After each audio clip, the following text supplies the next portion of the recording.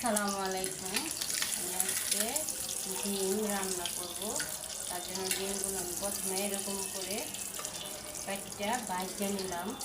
আজকে অন্যরকম করে রান্না করব। এই তেলের মধ্যে এখন আমি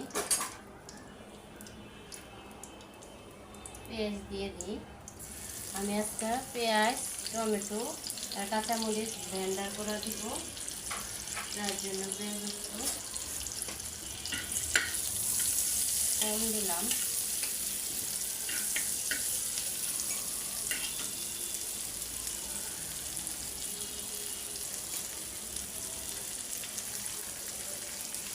আমি পেঁয়াজ, টমেটো, কাঁচামরিচ একসাথে ব্লেন্ডার করলাম।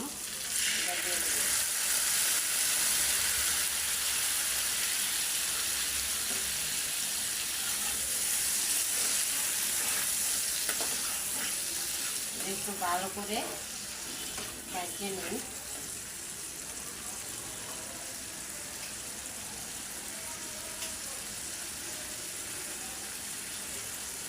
এখন দেব আদা রসুন বাটা,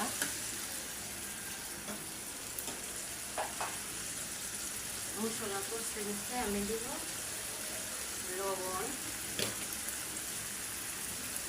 মরিচের গুঁড়া, হলুদ গুঁড়া, ধনিয়ার গুঁড়া, জিরার গুঁড়া আর একটু এখন মশলাটা ভালো করে আমি কষাই নিই।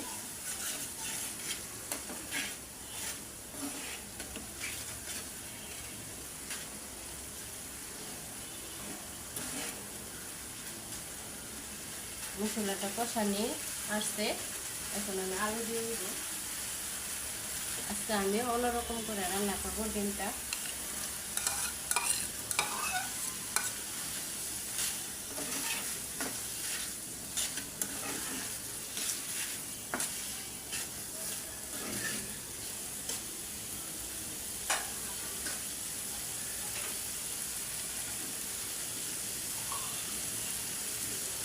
এখন একটু পানি দিব।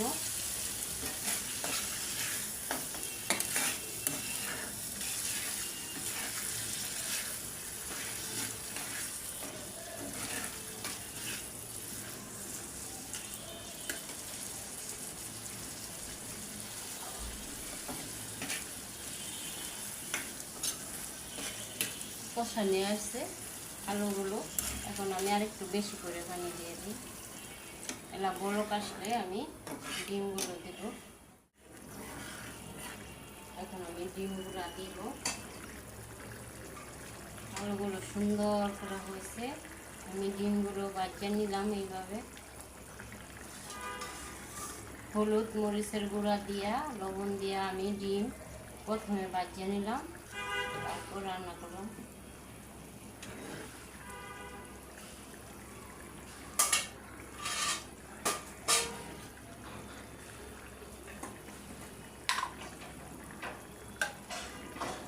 এখন আমি অল্প একটু গরম মশলার গুঁড়া দিব। ওটা এলাচ, দারচিনি, লং একসাথে আমি ব্লেন্ডার করছি, অল্প দিয়ে দিলাম।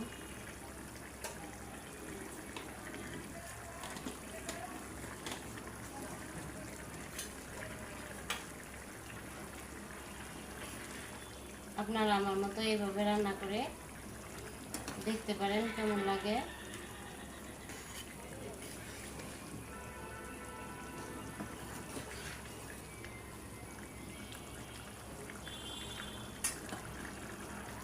আমার ডিমটা হয়ে গেছে।